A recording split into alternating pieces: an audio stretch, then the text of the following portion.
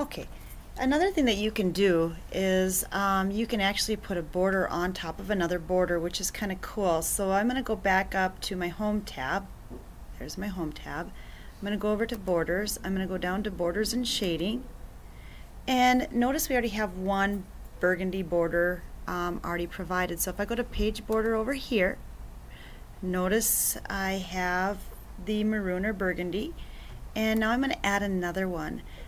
I've done this before too, which is really cool. It adds a different effect if you do two borders, depending on how you want that to happen. So I'm going to go down on that border, and I'm going to click OK. Sometimes it might replace, sometimes it might not. You're certainly welcome to try this. It is doable, but I do like that you can increase the width on that. How do I increase the width on it? If I go to Borders and Shading, I go back to my page border, I increase the size, let's go to maybe 30. I click OK. Now notice it's the thicker border. Very well done, and you can choose different colors as well.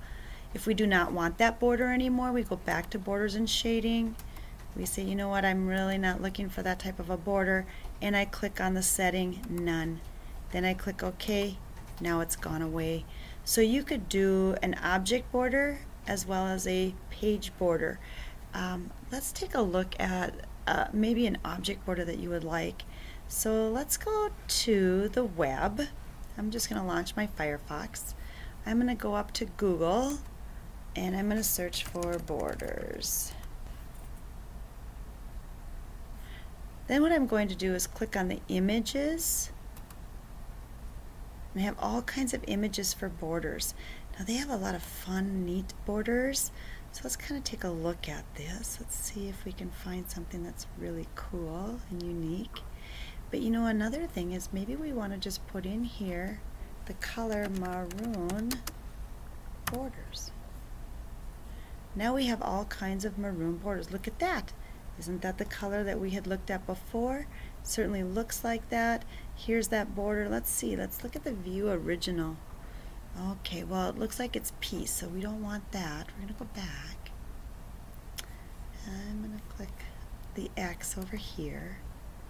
Let's take a look at what we have for borders.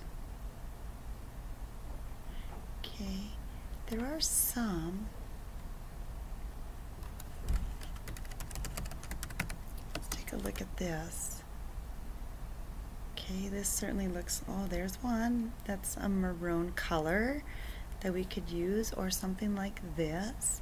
I'm going to just take this just so you can see. Now, there's all different kinds of borders which you can see that we can use. The other thing that, let's just say that we did borders. I'm going to go back this way. Here's borders and frames, so there's borders for Word. So if I clicked on borders for Word, see, look at the difference that you're going to get. The other thing is with search tools, we could actually look at the color, and maybe we want that to be red in color or a burgundy in color. Notice you're going to get something like that. Now, I do not see full color. I'm trying to look for maroon, but they only give us the color swatches of this. So I suppose then your red would be the closest, which I don't know if that's really what you want. But let's just take a border, for instance, that you find that is a burgundy border.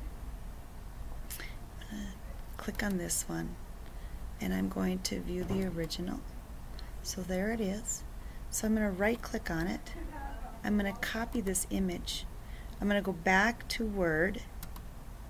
I'm going to right click in my Word document, and I'm going to paste it. Now don't be alarmed that if it does come in front, let's say that your let's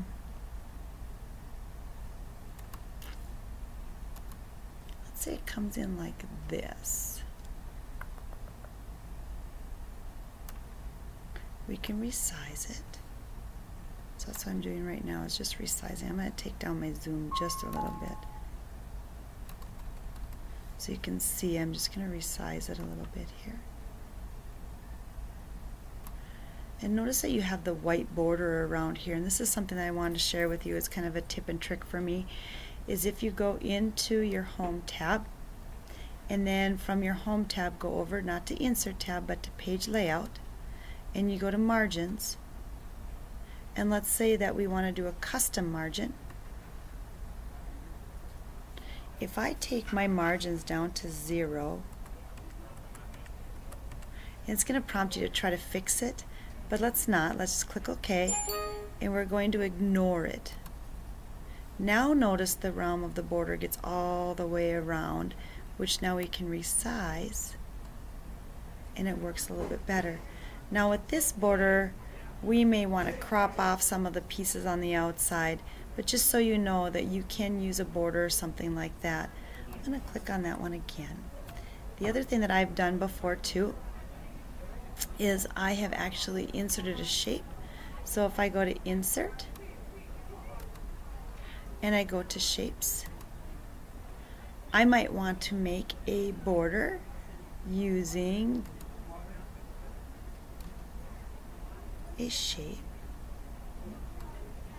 Notice this comes on top.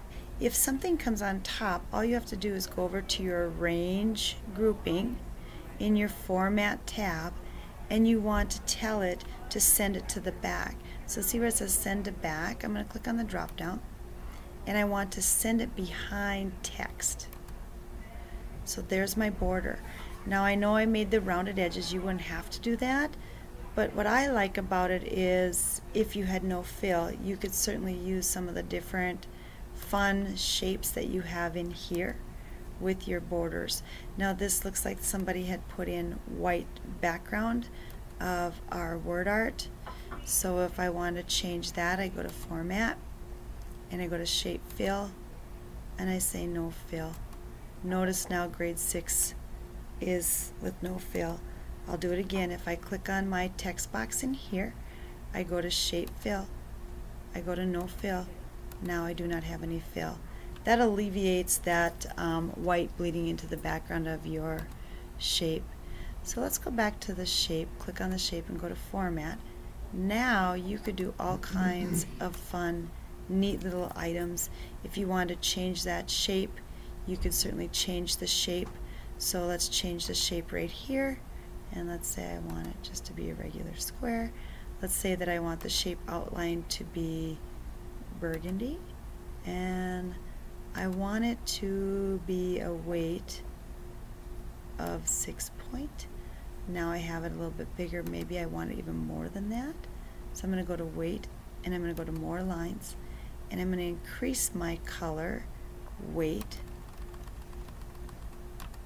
And I've gone way up to maybe even 15. And now you have a bigger border. We can move it in just a little bit so you can see the border a little bit better.